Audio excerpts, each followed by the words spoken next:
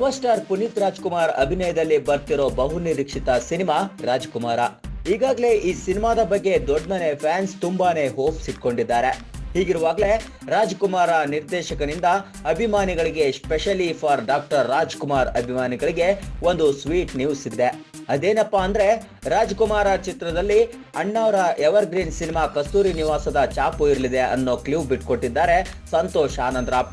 ಹೌದು, ರಾಜ್ಕುಮಾರ ಚಿತ್ರದ ಪೋಸ್ಟರ್ ಒಂದು ರಿಲೀಸ್ ಆಗಿದ್ದು, ಅದರಲ್ಲಿ ಕಸ್ತೂರಿ ನಿವಾಸ ಚಿತ್ರದ ಹಾಡು ಆಡಿಸಿ ನೋಡು ಬೀಳಿಸಿ ನೋಡು ಹಾಡಿನಲ್ಲಿ ಬರೋ ಬೊಂಬೆಯ ದರ್ಶನವಾಗಿದೆ. ಅಲ್ಲಿಗೆ ಮಿಸ್ಟರ್ ಅಂಡ್ ಮಿಸಸ್ ರಾಮಾಚಾರಿ ಸಿನಿಮಾದಲ್ಲಿ ನಾಗರಹಾವು ಸಿನಿಮಾದ ಹಾಡಿಗೆ ಟಚ್ ಕೊಟ್ಟಂತೆ ಈ ರಾಜ್ಕುಮಾರನಿಗೆ ಕಸ್ತೂರಿ ನಿವಾಸ ಲಿಂಕ್ ಇರೋದಂತೂ ಪಕ್ಕಾ, ಅದರಲ್ಲಿ ನೋ ಡೌಟ್.